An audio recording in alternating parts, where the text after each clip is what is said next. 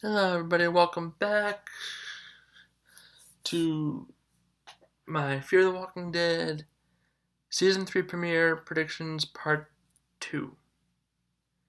This is for episode 2, The New Frontier. Now, I just remembered something that I forgot in the first video. I forgot to talk about the title. For episode 1, sorry. Title, episode 1 was Eye of the Beholder. What could that mean? It could just be a funny little twist of eye, spoon in the eye, and that's a little funny play on that, but I think it means what it says. It's the eye of the beholder is what you see. It's how it, beauty is in the eye of the beholder. It's how each individual sees it. Everybody sees the situation at the compound differently. Captor, Troy just thinks, oh, I'm doing research. Oh, they're dead anyway, I'm doing research. But other people see it differently, so I don't typically read too much into the titles. Usually it's something that's said by a character or something that you see in the background, clear. Live bait in season 4 of The Walking Dead was based on a sign that was shown in the episode hanging that I didn't even notice it in the first airing or even the second. I had to really go back and be like, wait a second. That sign that's moving over there says live bait. Episode, live bait. Could also have to do with stuff that happens in the episode, but whatever. This is not on The Walking Dead, this is on Fear. It's moving. So, New Frontier. That's kind of self-explanatory. New frontier, new land. They're on a ranch, so it's very frontiersy, westerny. Now, this episode literally opened with a bang. Very shocking moment. I did not see this coming. I thought that they were going to kill Luciana in the opening episode or episode 2. But barely even into episode 2. We couldn't even finish the episode. Boom, Travis. In the helicopter. Travis gets shot, holding his neck. We don't know who's shooting at them. A thought that was going through my mind was potentially this group was shooting them down. I mean, why would they do that? But look at Troy's freaking crazy. What if he got a hold of weapons? And you don't know what goes through their minds. But I think it's somebody else, and I think we're going to find out pretty soon. Maybe even episode 3. Still haven't seen it, so... So, at first it looks like Travis just got hit in the neck. Like, alright. They get to the ranch at some point soon, he'll be fine. Didn't appear to hit a major artery, just got nicked almost.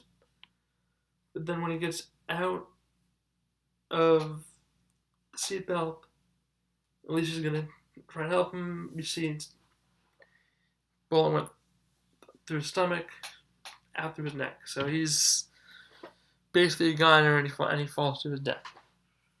Tragic, and I will miss Travis. Will be greatly missed on the show. And there goes the finest actor in the show. Put it simple. Although, Dayton Kelly is nothing to laugh at, nothing to shake at here. Right, now we go back to the hotel where Strand stayed behind in season 2. That I definitely remembered. People are trying to get in. Elaine is like, no, we don't have any room. Strand lies that he's a doctor and lets the people in. Later saying to Elena that they would have saved you, they would have killed you if you didn't let them in.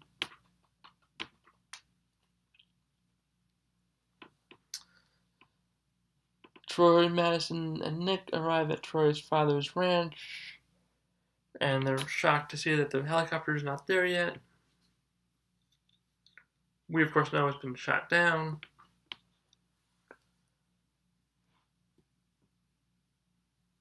Madison and Nick are told to wait outside. Madison revealed that she stole the gun from the truck.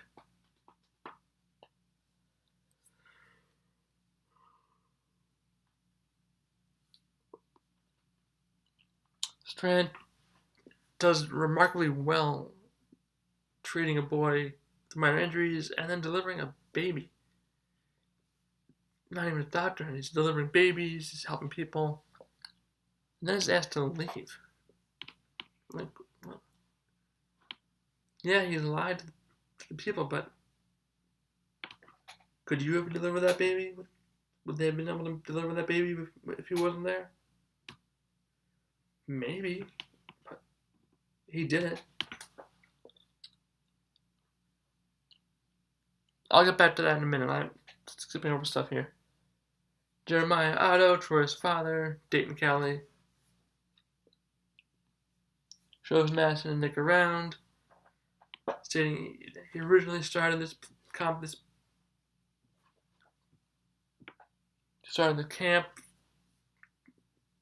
to prepare for the end of the world. Anybody saw the little clip, fake infomercial, very similar to the Better Call Saul one with Gus Fring and the curly fries, that whole spiel. This is very similar to that. It was basically, "Are you ready for Teotihuacan, the end of the world as we know it?" It's Jeremiah advertising the survival guide, video to prepare people for the fall of democracy, etc., etc. Now, he was clearly right. Everything did fall, but probably not how we predicted it. Jake and Alicia fight off infected that killed Charlene, who's Jake's girlfriend, fiance. I forget. Jeremiah was, "Oh, it's my son and goddaughter are there," so she's the goddaughter. But I know that she was with Jake. I don't know if they were married or fiance or whatever, but they were together. Strand is asked to leave, but before he goes, they ask him to check on Eileen, the mother of the bride who was killed at the hotel, and she stabbed Strand. She'd apparently been holed up in her room the entire time since stabbing Strand. She talks about, there's no more generations. She has to fix the balcony window. Strand fixes it, gives her some air. She gives him a box with the key. That was supposed to be a wedding gift for her daughter. Strand talks about how he delivered the baby. It's a start, it can be a new generation with this baby. There are no more generations. She jumps off the balcony to her death. Very predictable. But sad, she gave up. She had nothing left. And then we leave and go back to the ranch.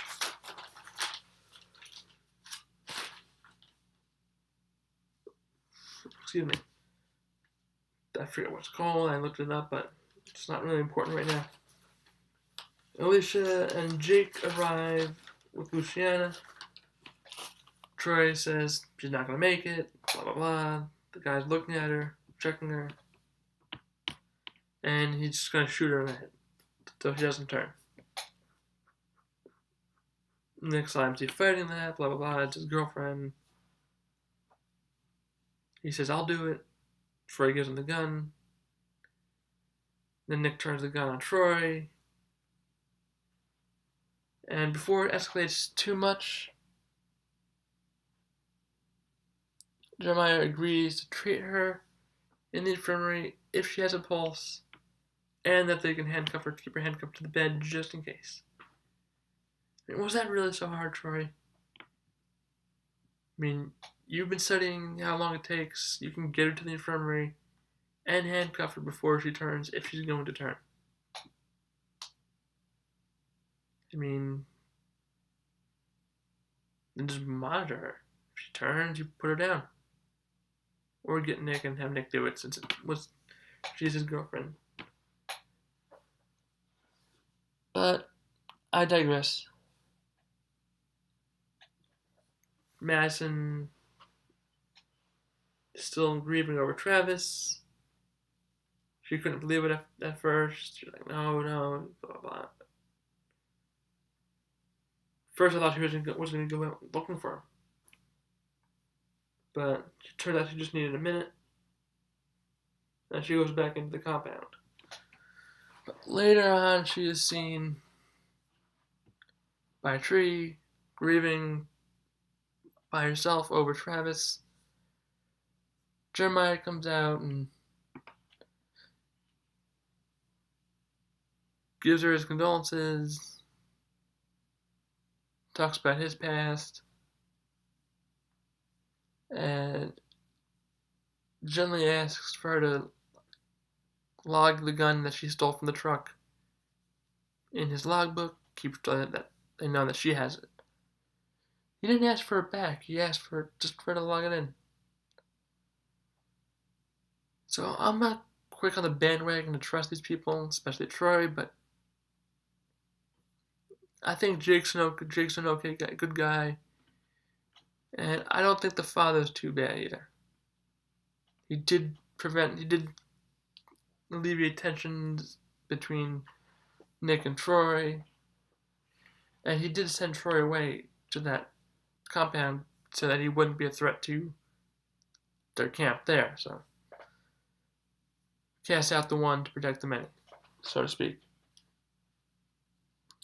So Strand finds out that the key that Eileen gave him was to a car, nice Jag, very sweet Jag. So he goes off. We don't know where he's going. We can assume, if we're free to assume, that he's going with, in the promo, why are you doing this? Being held upside, looks like he's being held upside down. He's on the Suns building, and from pictures from episode 3, he is there. So whether that's where he's heading or that's just where he ends up, we'll have to see. But I think that's where he just happens to end up, whether he was taken there by force or not. So he drives out of the parking garage and goes off. Back at the ranch, Madison says that they will make the ranch their home, even if they have to take it over. Now, where have we heard those lines before? Rick, Alexandria, does that ring a bell? Well, it should. When they were going to have that meeting, whether or not to exile Rick. Actually, I think it was even before. It was when they just got there, and they were remarking on how basically stupid the Alexandrians were, and blah blah blah, their children. Rick was like, this is where we are now, this is where we live, even if we have to take it. Basically. Some echoes of Rick Grimes. Alicia disagrees, but Madison says that it's their fate, and then demands to know exactly how Travis died. Now, it's interesting that Alicia shows more emotion about Travis's death than Madison, maybe because Alicia was there firsthand to witness it, but maybe, everybody shows grief differently. But Walker kill Alicia and Jake's walkers. Those are really the only walkers in this episode, so else, Nick was with Luciana, and looks like she's going to pull through. He was by her side. Alright. I think I'm going to give this episode, I was going to give it a 9.5, but just because of how it was shot, and it was done really well, and they gave us a big character death like that I was not expecting, that shock value is going to bump that up to a 10. Now, yes, I know I tend to score these episodes very leniently, but it's a premiere, very well done premiere episodes at that. And I'll probably be a little more critical going forward. But if you know me, you watch my reviews a lot, you know I tend to rate premieres, finales, and then the mid-season premieres and finales pretty high. I tend to be very lenient when it comes to scoring them. So this got to 10, just like the first episode 1. Morgan Kill of the Week, Alicia and Jake taking out the walkers that killed Charlene.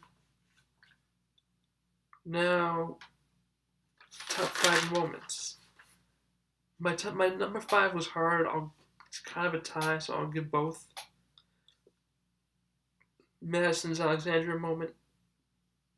It's her home, even if we have to take it from them. Very Rick Grimes-esque. The other one was basically when Alicia and Jake arrive with Luciana. That whole situation, Troy, Nick pulling the gun on him, etc. So those were pretty close. I did put Madison's Rick Grimes moment ahead of it just because of just how cool it was and how nice it felt to hear that from this character who, quite frankly, hasn't shown a lot of emotion in the past, hasn't really stood out as a character. Not as much as like somebody like Travis or Strand or Nick. But she's definitely coming to the forefront, especially now that her husband's gone. Okay, 4, Strand and Eileen, that whole scenario. 3, Strand lying that he's a doctor, and then the refugees in. 2, the introduction to Jeremiah and the ranch, Jeremiah showing them around. And 1, Travis's death.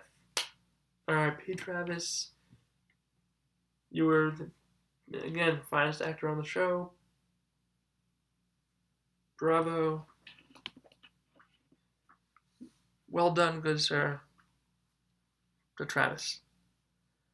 Okay, now, as promised, I will have kind of mini predictions video now as part of this review for episode 3. Episode 3 is titled Teotihuacan. Just think that's funny to say. The description reads, Alicia and Nick fall in with new crowds. Madison discovers Otto's past mimics her own. When they say Otto, they mean the father, naturally. Jeremiah. He did go into his past a little bit with her.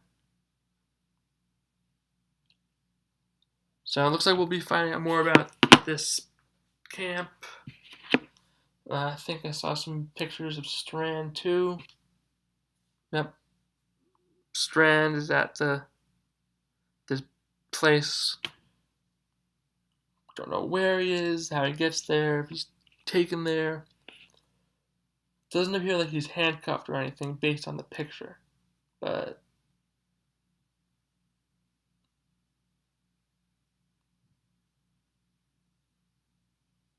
we'll have to see. It looks like it's more them blending in at the camp, etc., etc. More stuff of that nature. So I was looking at my phone to make sure I got the correct plot summary for you guys, even though many of you have probably seen this episode already. But those would be my predictions if I were to predict what would happen. More introduction to the camp, Jeremiah's background, where is Strand? Maybe he just happened upon these people, or maybe they need help, but I think he's taken there. But have to wait and see. At least I'll have to wait and see. But episode 3, from what I'm seeing, looks great. I've heard that it's great. And hopefully, I'll watch it within the next few days, and then I'll get a review up for that and predictions for episode 4. So that's going to do it for my review of episode 1 and 2. This was for 2. And a mini discussion of episode 3. But again, it's going to be more at the camp, stuff with Strand. But in news, I know we are going to see Daniel Salazar again. Knew he wasn't dead. They confirmed it, so I'm not just making that up. I don't know when he's going to appear. I don't think episode 3, I haven't heard, but I would say towards the middle end of the season. But I would expect to see Ophelia sooner rather than later, since she was taken by Jeremiah at the end of season 2, so it would stand to reason that she would be at the ranch. Just makes sense. So I'm predicting we'll see her within the next few episodes. If not 3, I would say definitely 4, because we really don't have much storyline right now. We have Strand, where he is, and we have the camp, the ranch. And maybe when we see Daniel pop up somewhere, but don't know where he'll be.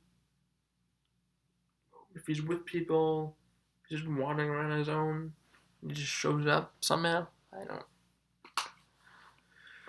don't know. But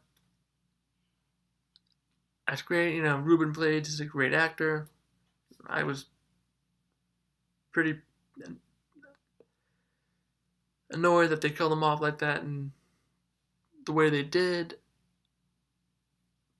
But it just didn't seem right that he lights the fire and then all of a sudden he's on the ground. Like, we never see a body, we just see him lying there. I think he was a big enough character where if they were going to kill him, they would show who killed him.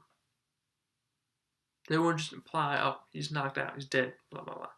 There's a body, but, I think he just fell on his head, knocked him out, or somebody knocked him out. But we will see, hopefully soon. And I'm gonna wrap this up so I can get these videos uploaded tonight, so that at least if you want to see my thoughts on the premiere episodes and 3, I can get those up and running as soon as I can. But yep, that's gonna do it for this video, and I'll see you guys from my review for season 3, episode 3. Will be titled 100. Until then, deuces.